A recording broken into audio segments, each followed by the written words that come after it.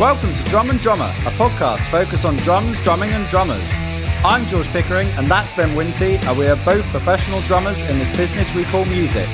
So stick around and join us as we pass the time whilst trying to stay in time. I don't know what's happening because I don't know the structure of the episode. You don't know anything.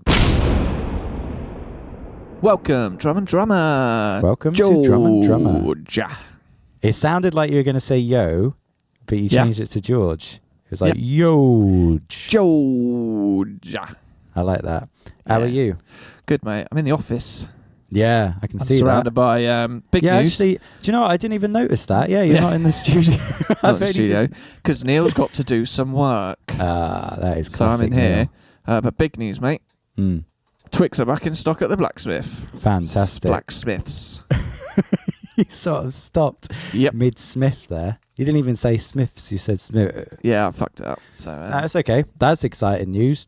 Have you got rid of Yorkie They just you got 4 different types of chocolate bars 5 now. Studio. 5? Yeah. What's the 5th? Wait, hang on. Kit Kat, Mars, Snickers, Yorkie. Oh yeah, Twix. Fucking hell. Yeah. Mate, well done. Big time. Thank you. Not only are you doing great recording work, you've got ample chocolate bars. There's your business growth there. Exactly. Yeah. Well, when you've got Liam coming in, that is business growth. Yeah. If you don't know what I'm on about, I can't wait for him to turn up tonight. He's going to lose his shit. Anyway. I love the idea of people coming onto this episode thinking, Jay Sikora, I've heard of him. And they're like, already lost. Who's Neil? Who's Liam?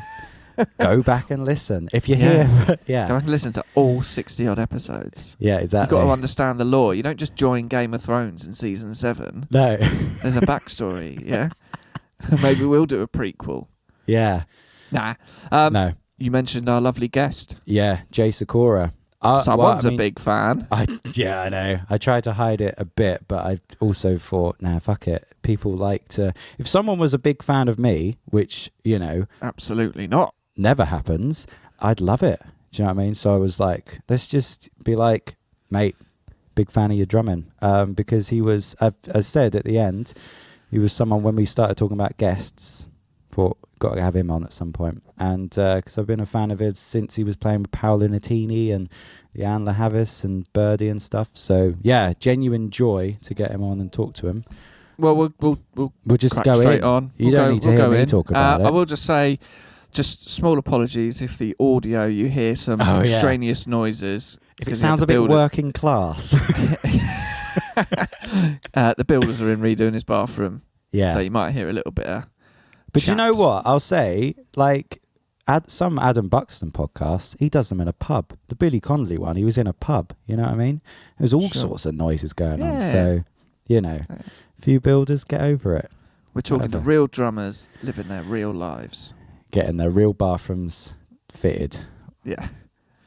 Here Enjoy. we go. It's Jay Sikora.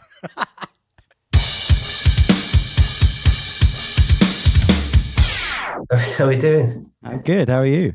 Yeah, good, thanks. Is it all working? You can hear me? Yeah, we can, yeah.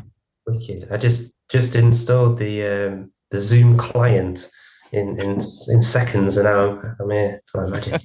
Fantastic. Yeah, no. Where are you? Are you in a drum room of sorts? I'm in my office in my house, upstairs, a little box room. But so yeah, got enough room for a little kit with real feel heads on and the quiet Zildjian cymbals. In the West Midlands in Worcestershire. I live in Worcestershire these days. Oh, lovely.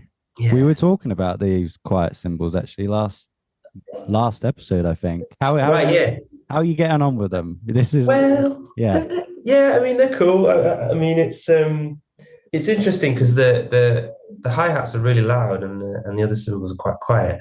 But they do a job. It's a case of not being able to make too much noise here. So it's like it's a step better than rubber electric plastic cymbals, and not quite as good as the real deal. But yeah, they're all right. Fair enough.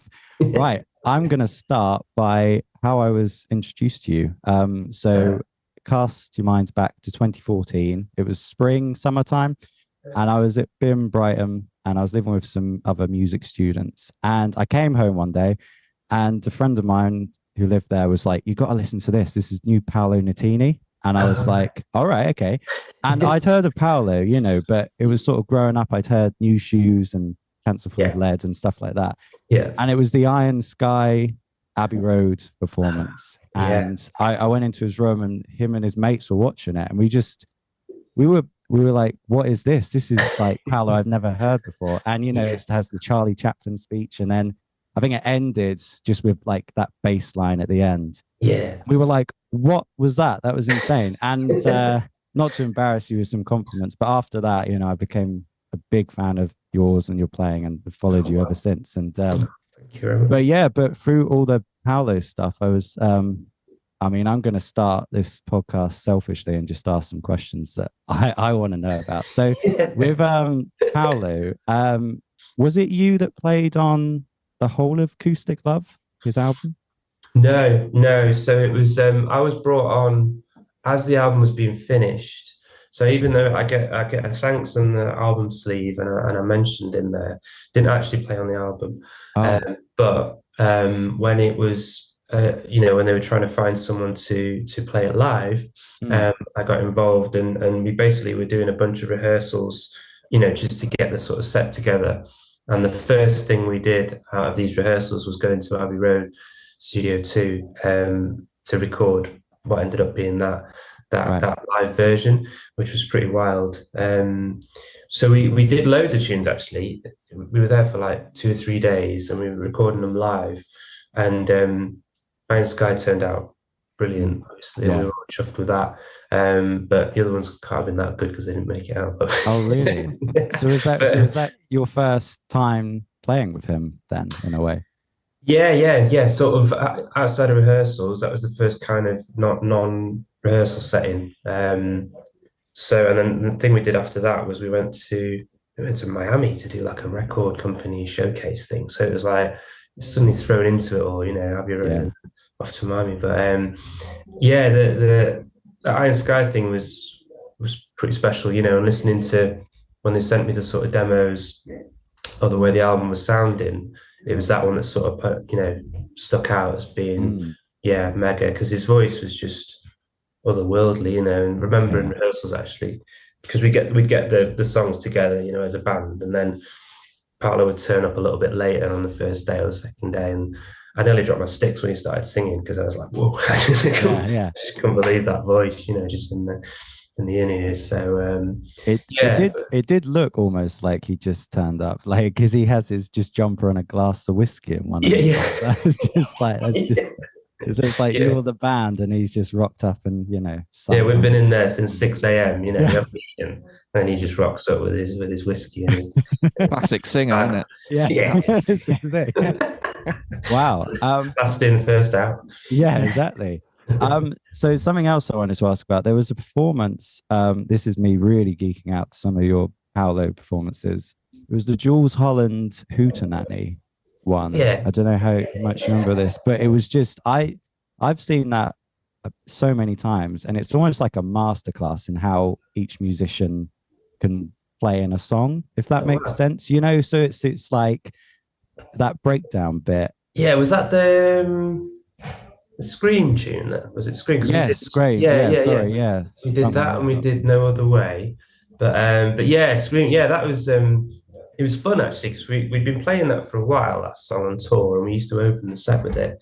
And then it sort of evolved in one sort of rehearsal where we could just mess about a bit, you know, and think, you know, break it down. And I mean, I don't do very many solo-y bits, you know. I'm not a solo kind of drummer really, but it was nice to get a couple of licks in there. Well, that's what I was going to ask about, because it was kind of so far from like what the track was, but it still sounded like it's still the song. But that was sort of, did that come about slowly, or was that one day you were like, right, let's rearrange this? It was the latter really. It was working as a live tune, and it worked as an opener, and it was good fun, you know. It's sort of a good scene setter really for the crowd. And then we just thought, right, because we've been hammering it, you know, we've been really busy, because it was, if we weren't gigging, we were doing promo stuff.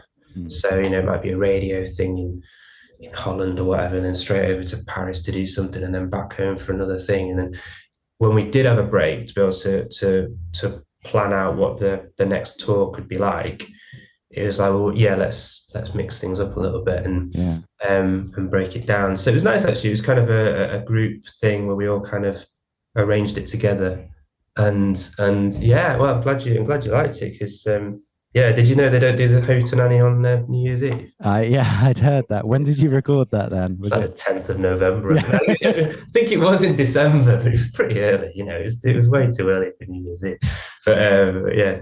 Oh, fair. Yeah, I remember when I found out about that, I was like, oh, I just felt fooled, I think it's one of those seminal moments in growing up where you Santa's, Santa, Tooth Fairy, Hootenanny is like a few weeks in advance, Yeah, exactly.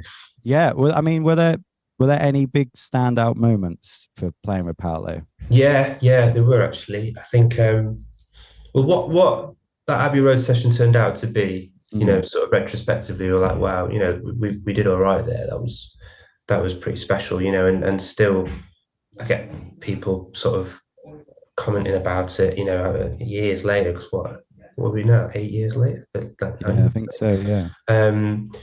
But other ones that spring to mind, we did Glastonbury, we did the other stage, and we kind of headlined because it was only Skrillex that was on after us, so it doesn't really count, right? Yeah. So that was mad, yeah. That I don't know, so many people, and just to go out and play at night time, and love Glastonbury anyway, so it was just like what a treat that was. But other things we did, I mean, did an arena tour in the UK, ended up doing the O2 in London, which was wild. But one of my favorite gigs, I think, was in New York. We did the Apollo in Harlem, in Manhattan, and the history of that place was awesome.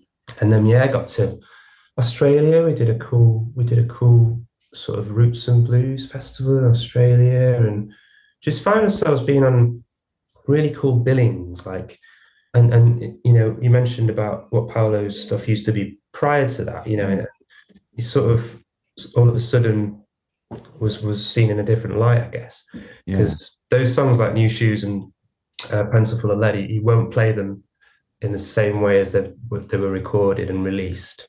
Is there a reason for, because I have noticed that with Pencil Full of Lead, it's not that snare feel all the way through. Is there a reason he changed it up? I think I mean, I don't think he really likes it, and it just sort of became a bit of a pastiche, really. And it was, I think he wanted to sort of reinvent it a little bit. And if he has to play it, because I still think lyrically he's probably quite proud of it, because there's some quite clever. He's very clever lyrically, but it just turned out to be both of them turned out to be pretty heavy.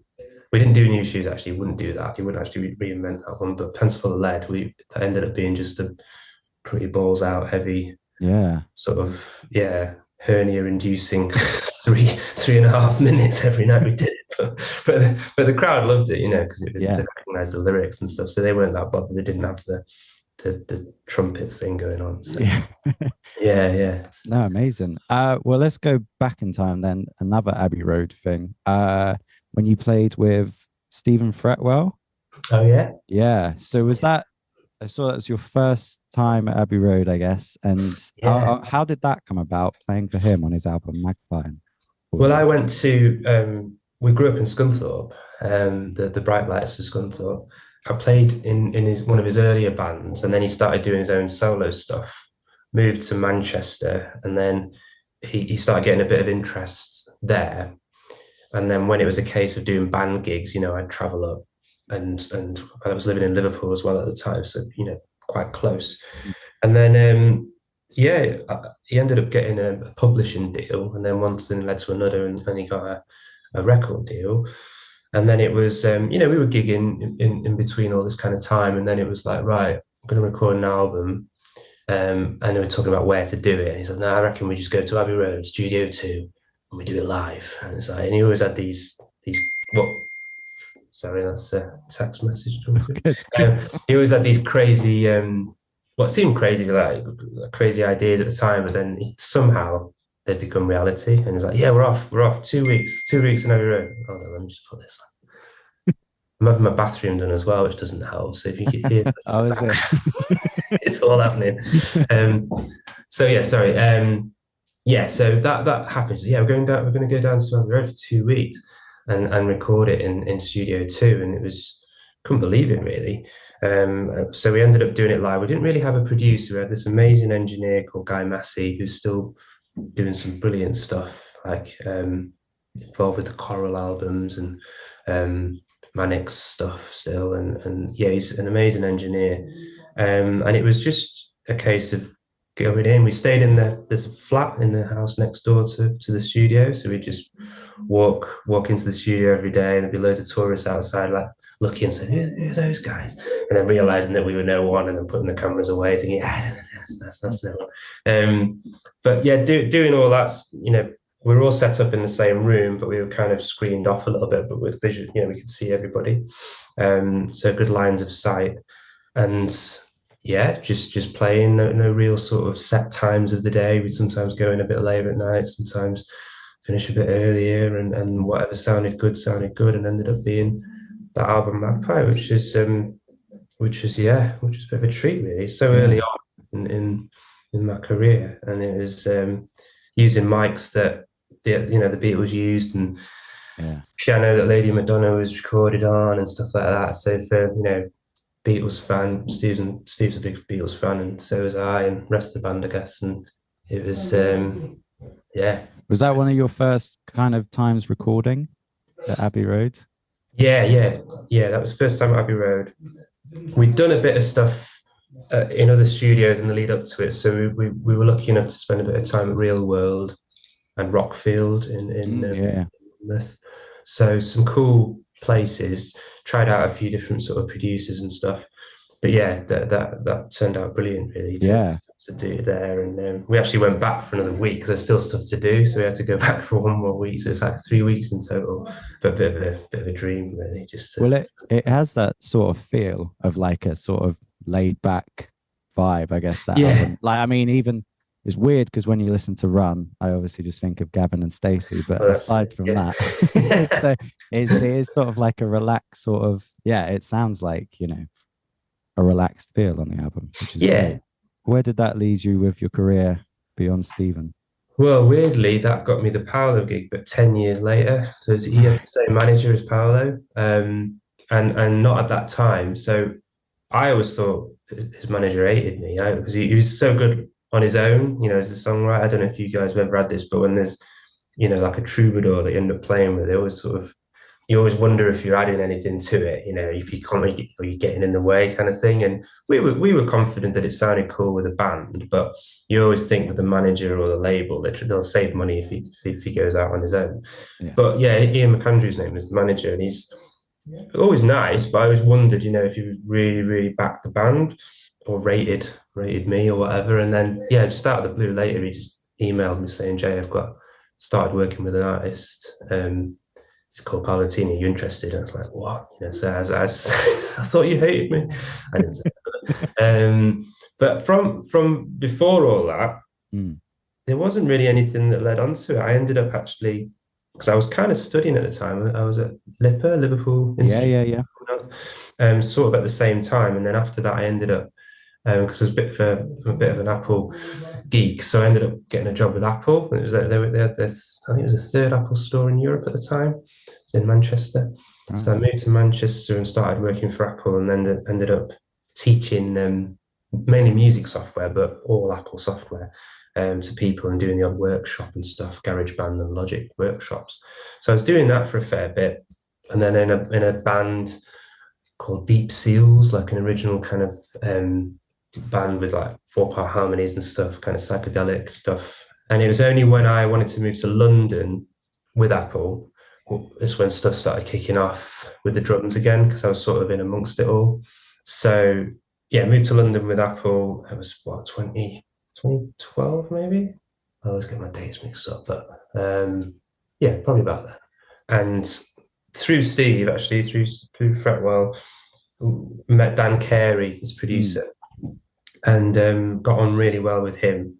And he was sort of in demand, working with songwriters and like solo artists, and he'd end up co-writing their stuff and then sort of producing it and playing loads of instruments. But for a while, I was sort of on call for him, which was brilliant. And it might just be for like songwriting sessions.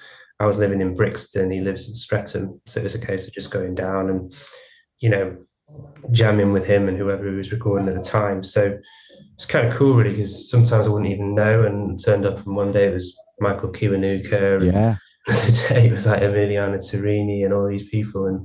And one of the artists ended up being a girl called Lianne Havas. Yes, of course. That's when that was a reality then. It was like she said, you know, I've just got a record deal sorted out, because she'd been on a kind of a development deal with Warner's, and she just signed a proper one.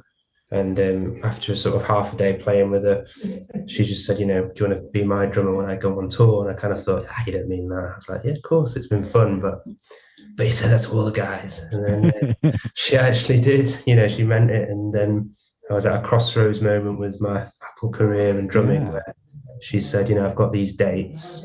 And it wasn't a whole year's worth of touring or anything, but it's too much touring to you know, that my holiday allowance would cater for. So I had to sort of make a call. And my girlfriend at the time, now wife, she sort of convinced me, really, and just said, look, you might not get an opportunity like this, you know, weigh it up. Which way do you want to go? What's the pros of staying with Apple? What's the cons? And what's, you know, there was definitely more pros with potentially going and doing that for a day, you know. So yeah, and that started a good 18 months worth of work with her internationally, and played on the album and stuff. And that was a really fun time. It was a great band, you know, and yeah, we did some cool stuff. So had you thought about, because that's fascinating. So firstly, how long were you at Apple before you decided to become a drummer? 7 years. Wow. Yeah. Wow. So had you, I mean, whilst you were working there, was there even a thought of, oh, I want to stop this and go off and become a touring drummer? Or not really? No, I never really. It wasn't that I didn't want to do it. I think it was more a case that I didn't think it would happen, you know. And I've always been in bands, and I've always done the odd session, you know, recording here. And I used to like producing as well and mixing and stuff. So I've always kept my hand in with that. But it was always more of a thing on the side, you know, and loved it.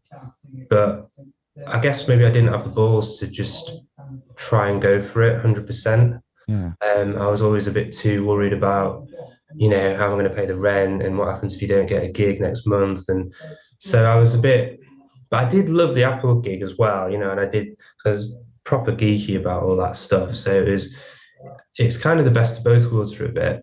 And then when this, you know, the opportunity presented itself, it was like, well, wow, this could be cool, you know. But I was so I was 30 when that happened. So Lianne the Havas tour. Yeah. Oh, wow. So I've often thought that, you know, it would have been cool maybe if I did that in my 20s, you know, and you know, all my 20s were spent touring and stuff like that. But I mean, it turned out that most of my 30s was touring, and yeah, it worked all right. My girlfriend stayed with me somehow. She didn't mind me being away for sort of 9 months of the year for 5 years or so, and she ended up saying yes. So it couldn't have been that bad, you know. Well, congratulations on that. Thank you. Wow, that's genuinely fascinating. I don't know about you, Ben, but that's sort of, yeah, I assumed it had sort of been, you know, you did the Stephen Fretwell thing, and then from there just carried on being a session drummer, you know, to now. But yeah, no, there was a bit of a gap. Yeah, there was a significant gap. And like I say, I was still playing in between, but it was never enough to pay the way, kind of thing, would be my only profession, kind of thing. So yeah, but from Lianne, that's kind of started a big chunk of time where I was a pro drummer, which was fascinating. You know, actually being in the middle of it all, thinking, whoa, this is all I'm doing. I haven't got to worry about going to work on Monday morning. Actually, what is Monday? You know, days roll into one, kind of thing. But yeah. Well, there's one more thing I want to ask about, because I was scrolling through your Insta, you know, researching for this, and I saw that, because you played for Lianne La Havas and then you played for Paolo, And I was like, oh, it looks like there's a bit of overlap. And then there was one show where there seriously was some overlap. It was the Teenage Cancer Trust gig at Royal Albert Hall, where Yeah, you played for both artists, I which did. is Yeah, just insane. I just wanted to ask, how was that? double bubble, Yeah, as they call exactly. it in the I mean, industry. did you just leave your kit set up and just come back half hour later, or? Well, one of them was the cajon actually, and Oh, okay. more percussion, um, and the other one was full kit. So Paolo headlined that and asked Lianne to do it. So yeah, there was overlap there. There was a yeah. I mean, they've got a lot of mutual respect for each other. So there was I think there was a couple of times where they'd end up jamming, like hotel room style, and then I ended up supporting Paolo with Lianne when I stopped playing for Paolo, which was weird because I actually left the Paolo gig because we'd done all of the main bulk of touring, and then Leanne asked me back to tour and be her MD this time for her second album, and it was a case of like weighing it up and thinking, right, Paolo's got maybe 3 months more work. Big gigs, he was doing big gigs by that point, but they were kind of scattered around. And Leanne was just kicking off this whole promotional cycle for her new album. And so it was after a gig in Amsterdam, and we were out, and I just had to tell Paolo, like, mate, I'm gonna have to leave. And he's like, oh, don't tell me that, man, don't tell me that. And I think he was a bit disappointed because it was a tough decision, but so I had to leave to do that basically. But then yeah, I was on the other side then. I was supporting him. We did a couple of outdoor gigs, and then that was that. But Wow. but yeah, brilliant musicians, like incredible talent. It's a privilege to play with them, really. Yeah, definitely. And then Birdy as well. We should talk about. Yeah, You're still currently I mean, are you touring soon? touring next month. Yeah, we're doing a European tour, which is rescheduled because it was meant to happen last year, but due to COVID, Brexit Yeah. stuff, got put back. So yeah, really looking forward to that. So that kicks off. I think 27th of March is the first gig in Cologne. And yeah, Birdie's amazing. She's just, I think, out of everyone, she's the nicest person to work for, and be in a room with. She's brilliant, and that's been what I started out with her in 2015, I think. So Right. yeah, so I'm really looking forward to that. And we did a big tour for her last album, well, second to last album actually. And then she released Young Heart a couple of years ago, and then she's in the process of doing another album now. So she's churning them out. Mm. So this one will be a good mixture, I think, of all the albums to date.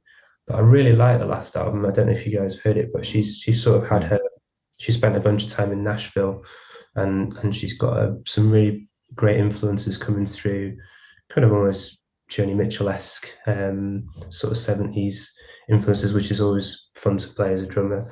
So I found it was quite suited to the way I like to play. So there's a bunch of songs off there that she's still going to be playing on this new tour. So I think it'd be fun. Yeah. And some of the newer songs are a bit more, I don't know, a bit more poppy maybe, a bit more.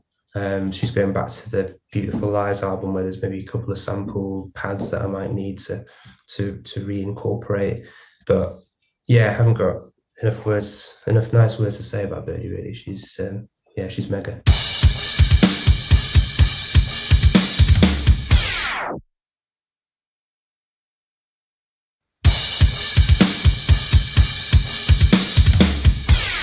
I wanted to ask about this first main question. Your setup, I don't know if you still have it like this, but you sort of had a Roland pads almost like instead of where the low tom is going to be, if that makes sense. Like it's like the low tom's backwards a bit. Yeah, That so makes sense. Like, what is that for, and why is it there? yeah, so in between the kick drum and the 16-inch floor, I've got a pad.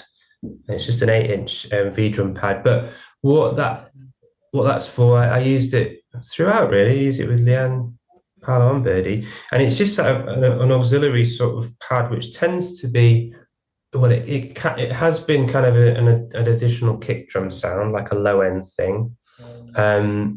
It's been a snare as well, like a sample snare for like choruses when a real snare won't do, or it's just a vastly different sound that it needs to sort of poke out. And also I've sometimes used it to trigger loops as well, just because the positioning of it is right there, so it's easy to hit rather than to look to the SPDSX, which is the other side of the hi-hat. Sometimes when you're just sort of focused on what's going on right in front of you, it's easy just to hit down the bottom there. So yeah, so it differs on the gig really. Yeah. And the song, but it's just a convenient sort of place just to trigger stuff. I used to have one on the last Birdy tour. I had one on the other side of the floor as well. So I'd have like 8-inch pad, 16-inch floor tom, and 8-inch pad. And on a couple of songs, like the left one would be an electric kick drum sound, and that one would be a high-end sort of snare sound. So you're playing sort of just electronic drums, but just down that side rather than focusing on the little SPDSX. So that's interesting. It makes sense as well. I've never thought of it because I always had it on the left hand, but right hand, if it's right there. Yeah. Probably lazy. I don't think there's that much thought in it. It's like, I don't want to turn around too much. Well, I think I just never seen someone have a pad there. I was like, that's cool. But yeah, there you go. Laziness is so all I can put it down to. It's probably why we invented the wheel, wasn't it? Really? Yeah. And your acoustic kit, Canopus. Is it Canopus? Yeah. I've never heard of that brand before. Cool. How did you get involved with them? It was one of my favorite drummers is Brian Blade, and I was lucky enough just to stumble across him in my mate Dan Carey, the producer. He said when we were living in London, he's like, "Oh, do you want to come to this gig at the Jazz Cafe?" It's Daniel Lenoir, the producer. Like, he's produced a bunch of people. Can't think of from the top of my head who, but like Neil Young and Depeche Mode and people like that. So he's quite a well-known producer, and he's got his own band called Black Dub. And I was like, yeah, okay, cool. And then went along, and I mean, it was an amazing band for a start, but I was just instantly, and I'm not always instantly drawn to the drummer, but I was just like, what is that sound? And this guy, he was just playing really straight grooves, like, nothing too fancy, but the sound he was getting out of the drums and the feel was unbelievable. And I think the Jazz Cafe is cool for that as well, because you're quite close to them, that you're quite close to the musicians. But I hadn't heard anything like that for ages, and I was just like, to Dan, I was like, who's that? So it's Brian Blade. I was like, what? So that started off a bit of an obsession whereby I just geek out over Brian Blade and try and find out all the other stuff he's played on. And it turns out he's probably a jazzer in the first instance, which I'm not. Totally have, massive appreciation for jazz playing, but I didn't study it, so I couldn't say that I was had that kind of background. But I think anytime I want to be inspired or feel like I need to have a bit of a boost, a drumming sort of boost, inject it into my veins kind of thing, it's like just Google Brian Blade and put it on. It's insane. And when he doesn't play vintage kits, which is most of the time, you see him with a Canopus kit, and I was like, okay, what's the deal with those? And then just they're a small company based out of Tokyo, Japan, so it's all handmade stuff, and they get quite meticulous over sort of engineering of them. So it's a case of like each drum in the series that I play, the RFM series, depending on the size of the drum, they've got different plies of wood. So I think Pearl might have done that with their Masterworks range. I think rings a bit of a bell. But Canopus is a case of like, if it's a 16-inch tom, then it's probably going to be like 6-ply maple or whatever else. But it was basically just the sound, and he was playing them when I saw him, and I just reached out to the A&R guy because we were rehearsing in John Henry's in London, and they sort out endorser stuff, and I was talking to Jamie Henry, who's the guy that deals with the artist stuff, and I was like, love that Canopus gear. And he's like, oh, well, let me introduce you to this guy was Taxi. His name was Taxi. He's not there anymore. And then I just reached out. I said, hey, love your stuff. Love Brian Blade. We were going to be in Japan with Lianne. I said, look, come to a gig. If nothing else, I'd just love to chat about, what you guys are doing, and maybe we could work together. I don't know. I'm probably not. I didn't think I'd be on the radar really enough for it to happen. But luckily, yeah, they were really receptive and loved the gig, and I ended up, I ended up with sort of 3 kits, and it's I often get compliments from sound guys, and the monitor engineers, and they're just like, that kit sounds immense, and it doesn't take much tuning. It's one of those where it doesn't really take a lot of tuning. It just sounds good as is. And so the Paolo tour was all that, and Birdy since, but it's amazing gear, it really is. And I think the only other English drummers that a notable English drummer, Luke Flowers, who plays with the Cinematic Orchestra. Oh yeah, and he's an incredible player. He's a jazzer. He plays them as well. The other people escape me, but Luke's awesome, and he used to play with Roots Maneuver as well a bit ago. So he's got that kind of jazz hip hop thing going on, and I've always been a fan of Luke's playing, so it was cool to sort of end up playing the same gear as him and Brian Blade. But yeah, definitely. Yeah, it's and that's the little jazz size kit. They call it the club kit. So the kick drum's 15-inch, so absolutely tiny, and the tom is 10-inch, and the floor tom's 13-inch. So absolutely tiny drums, but they sound enormous. They sound really huge. So oh, fantastic. Do you ever use any other kit? I swear I saw. Is a Ludwig?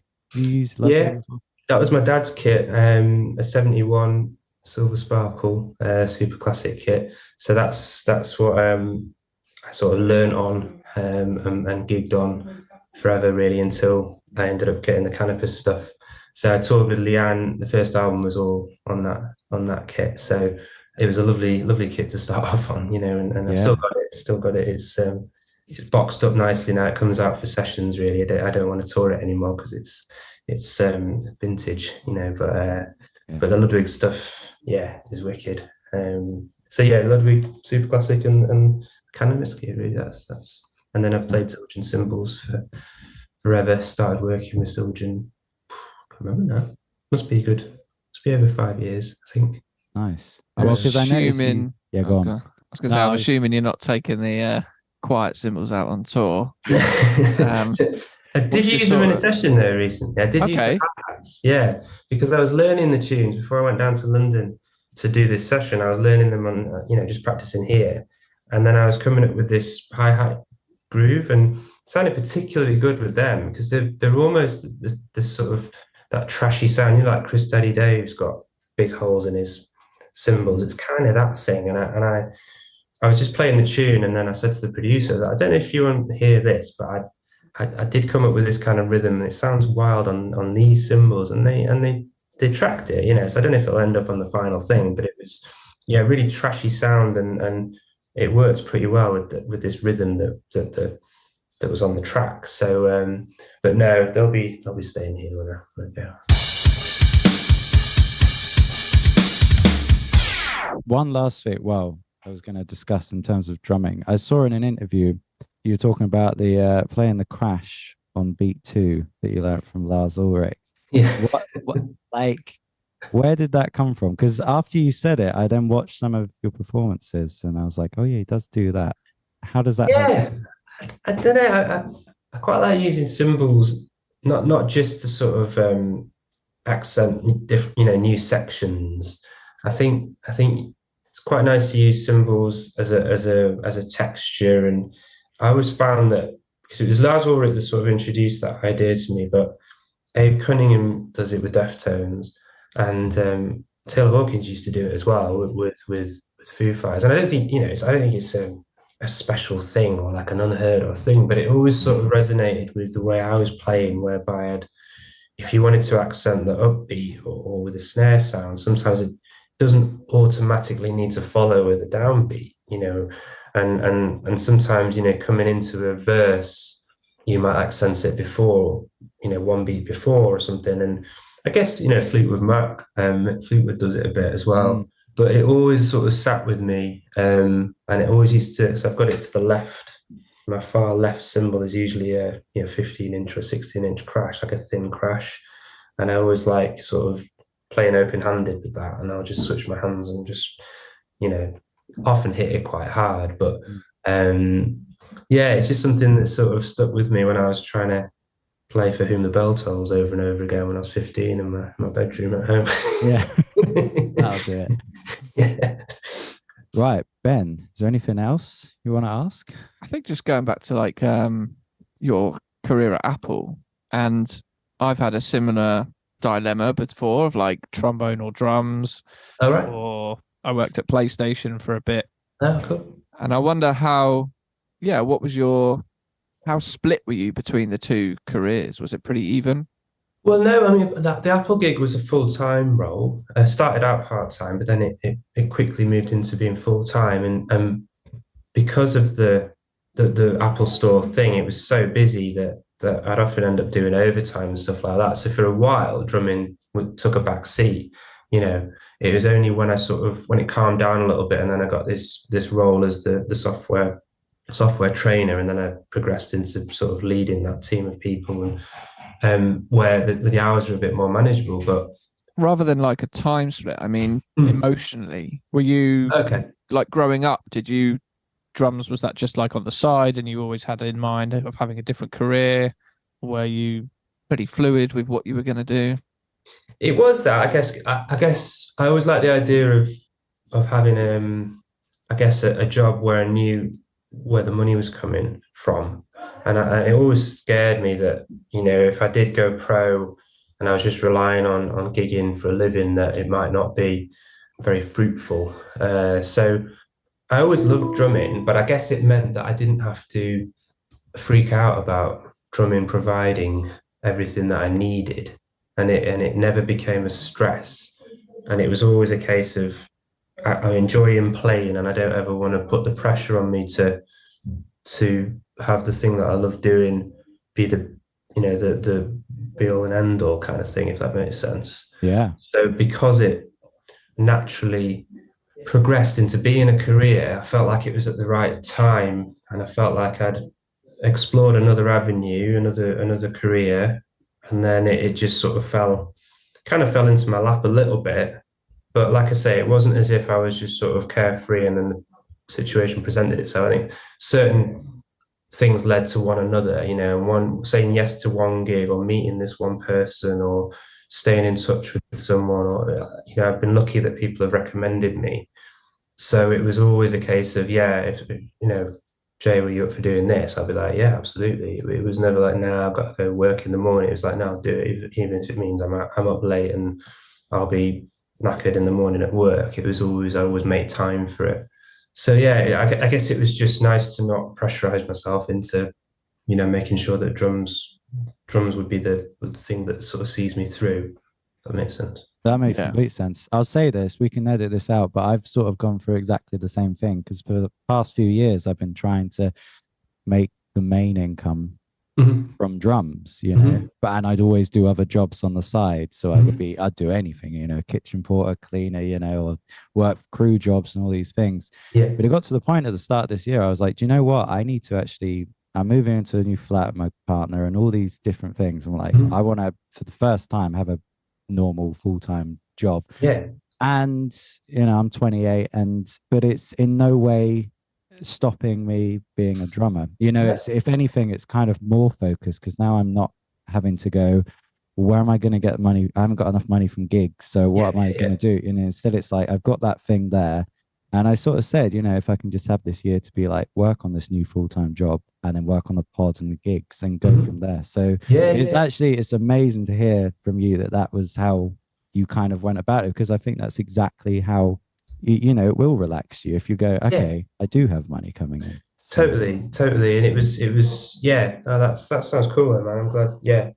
Sounds like we're aligned in that, and now it was basically after the last Birdy tour. I don't know how much time we've got left. Tell me if we got time. Finish, but we did the last tour. We ended up doing a bunch of cool festivals, and then I was getting married in the September. I think the last gig was in sort of July, and because I'd been away so much in the lead up to the wedding, you know, sort of 5 years constantly touring, we made a point of like going away on honeymoon and traveling a bit. So we were lucky to go to sort of China and Burma and Sri Lanka, and we spent like 3 months away.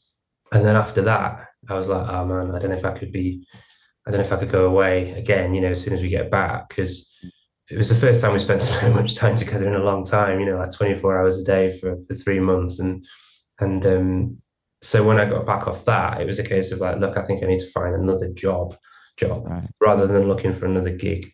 And yeah, since then I've been in the sort of tech scene, and now I'm a software designer, so I do that as a day job, and then I just sort of do the odd session as and when that comes up, but prioritize Birdy for live stuff, which kind of suits me really, because she doesn't tour that much.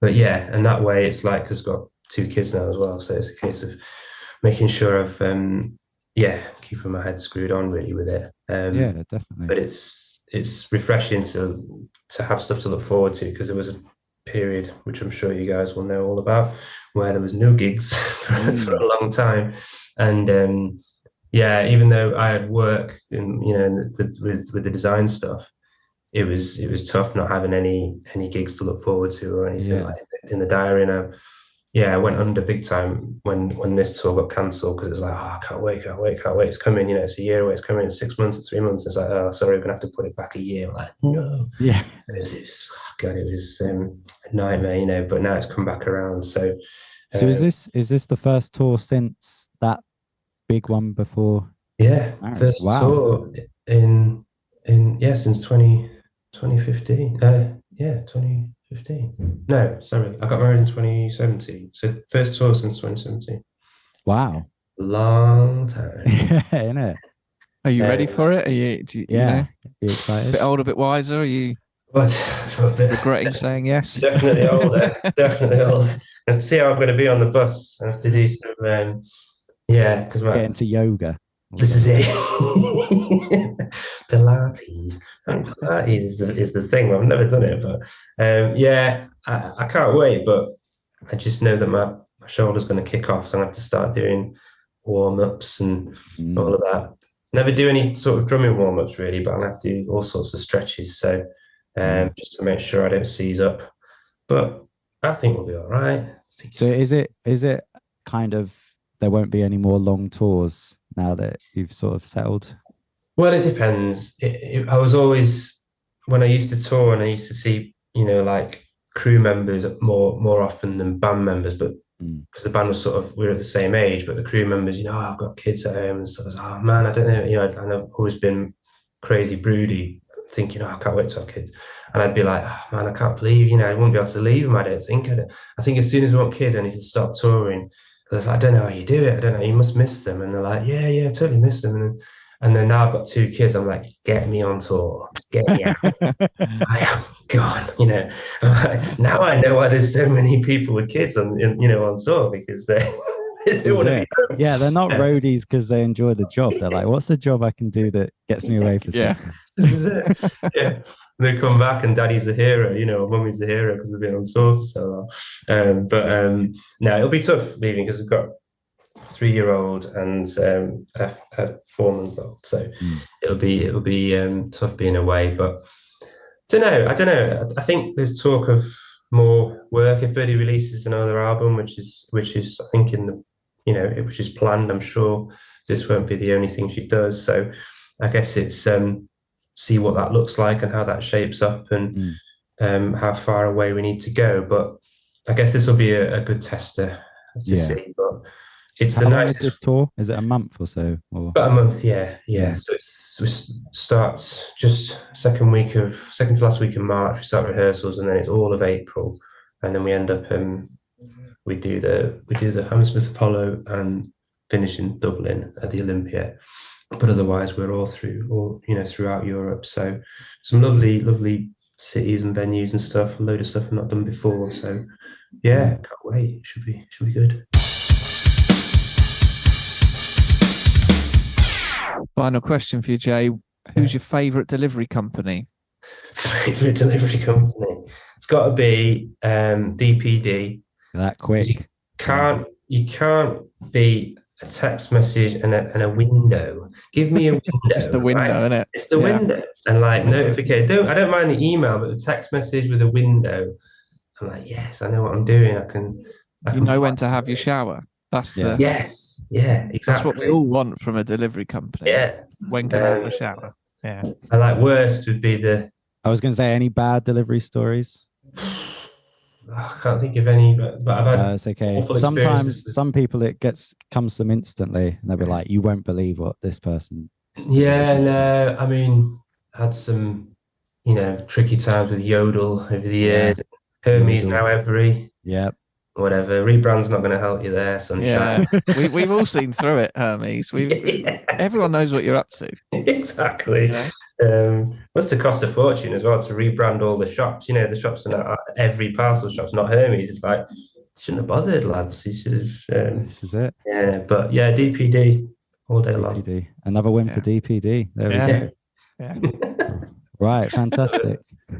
We'll let you go. But yeah, Jay, genuinely, thank you so much for agreeing to be on this, because we could maybe edit this out, because I don't want to embarrass us all. But when we started this podcast, I sort of had a list of certain drummers I wanted on, and there's like when we started having guests, and you were one of the guys, because I've sort of been following you for a while. So yeah, an absolute joy, and actually genuinely really sort of humbling to hear that you just had a full-time job for 7 years, and then went off and became a drummer. So yeah, thank you so much for being on. That was great. It's a pleasure. Really appreciate it. Thanks for asking. And no worries. Yeah, wicked. I hope it turns out all right, and you can get something good out of all that.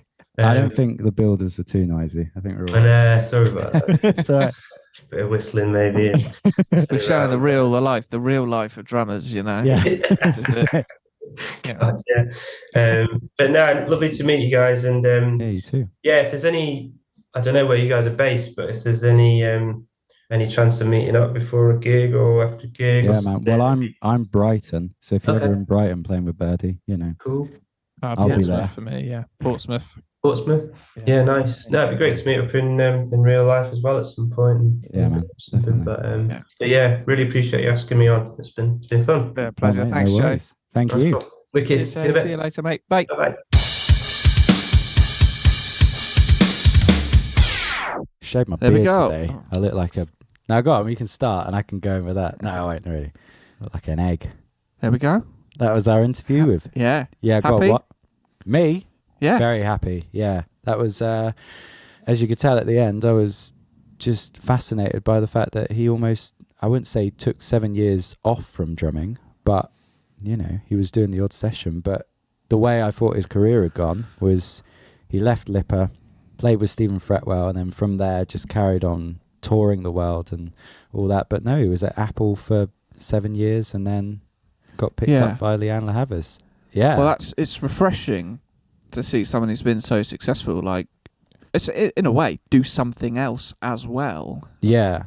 And I think I was in a sort of similar position, only not on the same level of talent and playing ability. Oh yeah, because you played with Paolo Nutini, didn't you? I think, yeah.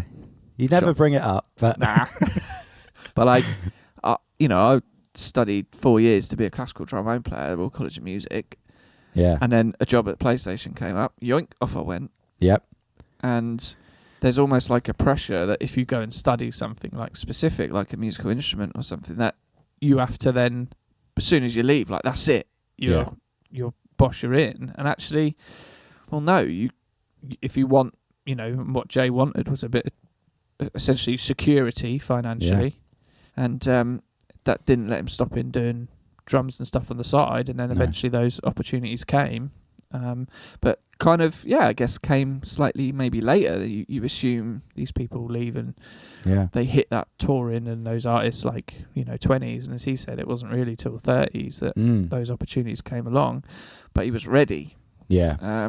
And he's, you know, obviously into all the tech stuff because he's sort of doing it now, and you just kind of don't, I guess, think that all these successful musicians or kind of do other stuff. Really. And I think especially amongst friends of mine, there is this sort of feeling. I think I've spoke about it on here before of like, oh, well, I can't take on this job because what if I get called in for a gig? You know, that's a thing that a lot of my mates say that are on no contract jobs and, you know, 0-hour jobs and stuff like that. And when in fact, actually, it's you put an immense amount of pressure on yourself when you think like that. Do you know what I mean? Because if you're going, oh, something has to come along.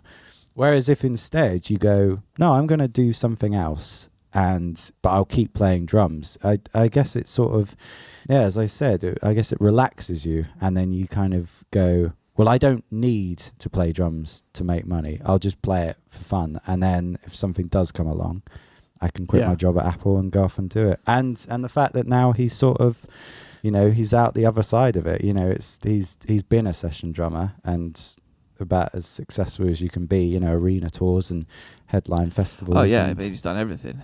He's done it, you know, and it's like, so settle down. And he's reaping the rewards by getting his bathroom refitted. You know, it's all come true. It's all good stuff. But I think that's just a really interesting sort of career path he's had, and an interesting sort of attitude, like a different take on it. Like, I did this, but I also like doing this. Yeah. Cheers. What do you want? Next. Abbey Road. Done. Next. Yeah. You know. Exactly. Yeah. Great lad. Yeah, it was really good to talk to him, and hope you all enjoyed it. Yep. Hope you all enjoyed it. Next week, I don't know what's happening because I don't know the structure of the episode. You don't know anything. Another guest. We got James Gillingham. Yeah, I wasn't going to say it just in case it changed. We'll cut that out. Beep it out. Yeah, we got another few guests lined up. So looking forward to chatting to them. Twitter, Instagram, email. Get in touch. Give us 5 stars. Yeah. It helps people find us.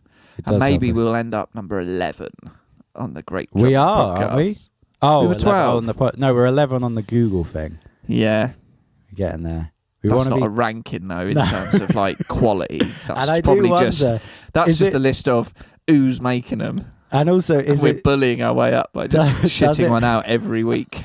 Yeah, with no quality control. We've gone for quantity, not quality. Yeah, absolutely, and it's working. That is working. Yeah, we are racing up those charts. Nice. Well, have a good evening, mate. You too, man. And, see you on the flippity flop. See you on the other side. Never said that again, and I won't. Never said that before, and I won't say it again. Nope. Because that wasn't cool, was it? No. Literally, one of my drumming idols, and I end with flippity flop. And I'm leaving that in. We'll see you next time. Bye. Thank you for listening to Drum and Drummer. You can find us on Instagram at Drum and Drummer Podcast. And you can send us an email to drumanddrummerpod@gmail.com. Remember, just pick up the sticks and twat it.